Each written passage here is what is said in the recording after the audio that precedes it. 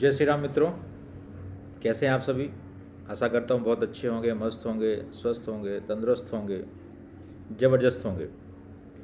मित्रों, जैसा आप सभी को पता है, मैं कुछ नई जानकारी के साथ में अपना वीडियो रेगुलर बना रहा हूँ और आज भी मेरा वही प्रयास है कि एक छोटी स्टोरी के माध्यम से आपको एक बहुत लर्निंग वाला मैसेज मैं कन्वे कर पाऊँ। आज का जो मेरा टॉपिक है दोस्तों, वो है लालच, ग्रीड। लालच इंसान को कितनी मुसीबत में डाल सकता है, उसी टॉपिक पे आज मेरा वीडियो रहेगा। तो आशा है आप सभी इस वीडियो को पूरा लास्ट तक देखेंगे और जो उसका एक लेसन मिलेगा, हमें सीख मिलेगी, उसको ज़रूर लाइफ में इम्प्लीमेंट करेंगे।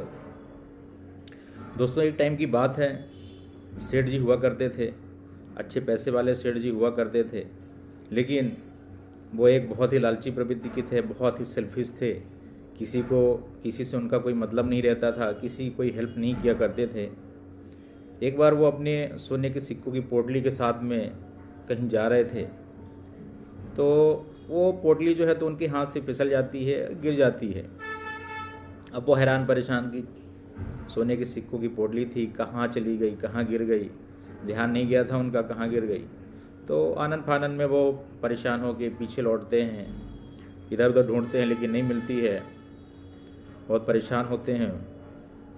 तभी एक बच्ची आती है हाथ में पोटली ली हुई और कहती है, सेठ जी, ये आपकी पोटली है क्या? मुझे मिली थी यहीं पर। सेठ जी बोलते हैं, हाँ बेटी मेरी ही पोटली है। थोड़ा उनको सुकून मिलता है कि हाँ चलो पोटली मिल गई। उसके बाद वो खोल के पोटली को देखते हैं कि जो मेरे सिक्के थे वो हैं कि नहीं हैं। तो उनको पूरे प्रॉपर सिक्के मिलते हैं, तब जाके वो बिल्कुल रिलैक्स होते हैं कि मेरे पूरे सिक्के भी हैं और मिल गया। लेकिन तभी उनके दिमाग में, चूँकि उनकी प्रवृत्ति थी, लालची प्रवृत्ति के थे इंसान वो, तो उनको दिमाग में लालच आता है कि क्यों ना मैं इसमें बोलूं कि 40 सिक्के हैं और उसके पिताजी हो सकता है कि मुझे 40 सिक्के वापस किए करें। तो वो बोलते हैं बच्ची को कि बेटी इसमें मेरे 40 सिक्के थे लेकिन 30 ही सिक्के हैं, 10 सिक्के आपने कहाँ रखे, आपने चुरा लिए क्या? तो वो बच्ची बोलती है बड़ी मासूमियत से कि नहीं सेठ जी, मुझे तो जैसे मिला था मैंने वैसे ही आपको दिया, अब उसमें कितने सिक्के थे मुझे कुछ भी नहीं पता है। लेकिन वो अड़ जाते हैं कि नहीं, पोटली में मेरे 40 सिक्के थे। और वो पिताजी से बात बताते हैं कि ऐसी सी बात है, मेरे 40 सिक्के थे और मेरी पोटली आपकी बेटी को मिली, लेकिन वो उसमें 30 सिक्के ही बचे हैं, तो मुझे 40 सिक्के पूरे के पूरे चाहिए मेरे। अब पिता तो अपनी बेटी को जानता था कि मेरी बेटी ऐसा कुछ कर नहीं सकती है, तो वो मना कर दिया। जब मना कर दिया तो सेठ जी कोर्ट में पहुँचे, कोर्ट तक बात गई। तो जज ने सेठ जी से पूछा कि सेठ जी क्या बात है? तो सेठ जी सब अपनी बातें बताए कि ऐसा ऐसा था और मेरी पोटली में 40 सिक्के थे, लेकिन इस बच्ची ने मुझे 30 सिक्के ही वापस लौटाए हैं। ये मेरे 10 सिक्के कहीं ना कहीं रख दी है, चुरा ली है। जज साहब को पूरी बातें पता थी सेठ जी के बारे में कि ये बहुत ही लालची प्रवृत्ति के हैं। तो उन्होंने बच्ची से पूछा कि बच्ची क्या कैसे पोटली मिली, कितने थे सिक्के? तो उसने बोला बड़ी मासूमियत से कि जज साहब, मुझे तो जैसी पोटली मिली थी मैंने वैसे ही इनको वापस कर दी, मुझे पता भी नहीं कि उसमें क्या कितने सिक्के थे। तो जज साहब को चीज़ें सब समझ में आई, तो उन्होंने अपने विवेक से जो एक आदेश सुनाया वो ये था कि सेठ जी आप बोल रहे हैं कि आपकी पोटली में 40 सिक्के थे और इस बच्ची को तो 30 सिक्के वाली पोटली मिली है, तो हो सकता है ये किसी और की पोटली होगी, इसलिए आप ये पोटली जो है तो बच्ची को वापस कर दीजिए। और आपका चूँकि 40 सिक्के वाली पोटली गुमी थी, तो आप उसका FIR करिए, रिपोर्ट लिखवाइए, और जैसे ही 40 सिक्कों वाली पोटली मिलेगी वो आपको वापस कर दी जाएगी।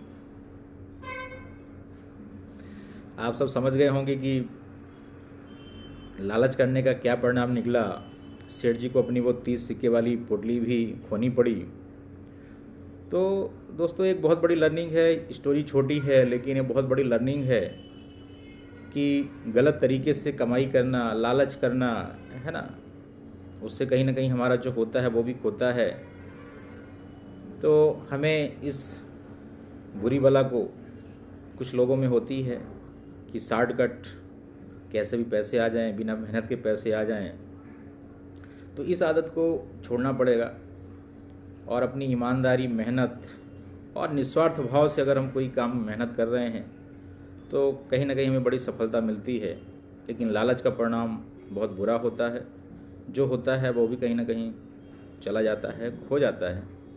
इसलिए इस आदत को जितना जल्दी हो सके अगर हम किसी में से है तो उसको छोड़ना चाहिए और मेहनत के साथ, ईमानदारी के साथ आगे बढ़ना चाहिए।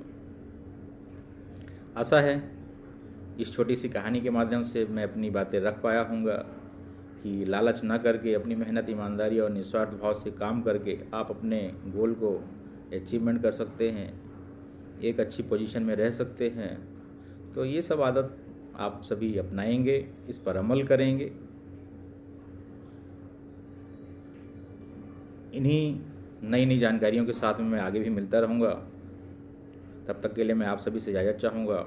आप सभी का बहुत बहुत धन्यवाद। जय श्री राम, नमस्कार, प्रणाम, थैंक यू।